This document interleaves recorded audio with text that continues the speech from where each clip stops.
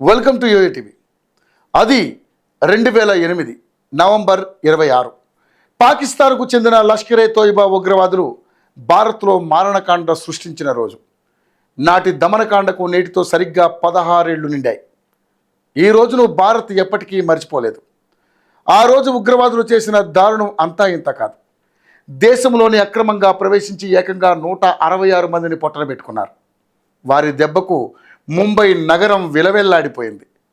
ఎప్పటిలానే దేశ ఆర్థిక రాజధాని రోజు ప్రారంభమైంది. ఉరుకులు పరుగుల జీవితంలో అందరూ బిజీ అయిపోయారు. ముంబైకు టీవీగా నిలిచే సముద్రం నుంచి ఆ రోజు రాత్రి మృత్యుదేవత ముంచుకు రానుందని ఎవరు ఊహించలేదు. పగలు దాటింది, రాత్రి సమీపించింది. ఇలా రాత్రి మొదలైందో లేదో అప్పటికే సముద్ర మార్గం ద్వారా అక్రమంగా ప్రవేశించిన 10 మంది లష్కరే తోయిబా ఉగ్రవాదులు ముంబైలోని వేర్వేరు ప్రాంతాలకు చేరుకున్నారు. ఏకకాలంలో 2 5 స్టార్ హోటళ్లు, ఒక హాస్పిటల్, రైల్వే స్టేషన్, యూదుల కేంద్రాన్ని లక్ష్యంగా చేసుకుని దారుణ కాండకు తెగబడ్డారు. ఓ భారతీయ పడవను హైజాక్ చేసి అందులో వారిని చంపేశారు. రాత్రి 8 గంటలకు కోలాబా సమీపంలోని చేపల మార్కెట్లో దిగిన దుండగులు 2 బృందాలుగా విడిపోయి దాడులు ప్రారంభించారు. నారిమన్ హౌస్లోని యూదుల కేంద్రం, చాబాద్ హౌస్పై దాడి చేసి అత్యాధునిక గన్లతో కాల్పులు జరిపారు. ఆ తరువాత లియోపోల్డ్ కేఫ్ టార్గెట్ చేశారు. విచక్షణారహితంగా జరిపిన కాల్పుల్లో 10 మంది విదేశీయులు ప్రాణాలు కోల్పోయారు. అదే సమయంలో ఓ టీం దేశంలోనే అత్యంత రద్దీగా ఉండే ఛత్రపతి శివాజీ రైల్ టెర్మినల్ చేరుకుని కాల్పులు జరిపారు. రైల్వే స్టేషన్లో జరిగిన కాల్పుల్లో 58 మంది అక్కడికక్కడే మరణించారు. అక్కడి నుంచి బయటకు వచ్చి కామా ఆసుపత్రిలో ప్రవేశించారు. ఆసుపత్రిలో భయానక వాతావరణం సృష్టించారు. ఓబెరాయ్ హోటల్లో ప్రవేశించి అక్కడ టూరిస్టులు 2 బందీలుగా చేసుకున్నారు.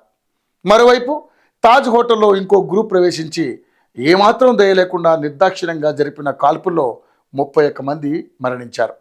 దాదాపు 60 గంటలకు పైగా ఉగ్రవాదులకు, భద్రతా సిబ్బంది, ఎనర్జీ కమాండోలకు భారీగా ఓ చిన్నపాటి యుద్ధమే జరిగింది. ఉగ్రవాదులందరినీ కడతీర్చగలిగారు. ఉగ్రవాదులో ఒకడైన కసబ్ను సజీవంగా పట్టుకుని ఆ తర్వాత ఉరితీశారు. అది కూడా ఈ ఘటనపై విచారణ జరిపిన దేశ అత్యున్నత న్యాయస్థానం పట్టుబడిన ఉగ్రవాది కసబ్ను దోషిగా తేల్చింది. అతనికి ఉరిశిక్ష విధించింది.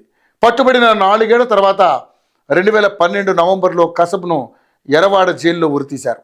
ముంబై మారణకాండలో 18 మంది భద్రతా సిబ్బంది సహా 166 మంది చనిపోయారు. చాలామందికి తీవ్ర గాయాలయ్యాయి. ఎందరో సామాన్యులు, వాచ్మెన్లు, కానిస్టేబుల్ నుంచి ఉన్నత ర్యాంకు అధికారులు ఉగ్రవాదులతో పోరాడి చనిపోయారు.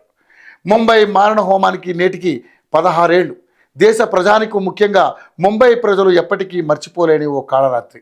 అంతటి మృత్యుకేళి నుంచి కూడా ముంబై త్వరగానే కోలుకుంది. ఎప్పటిలాగానే బిజీగా మారిపోయింది. కానీ నాటి దాడిలో అసువులు బాసిన ప్రజలు, భద్రతా సిబ్బంది కుటుంబాలకు దేశ ప్రజలు ఘన నివాళులు అర్పించడం మాత్రం మరువలేదు.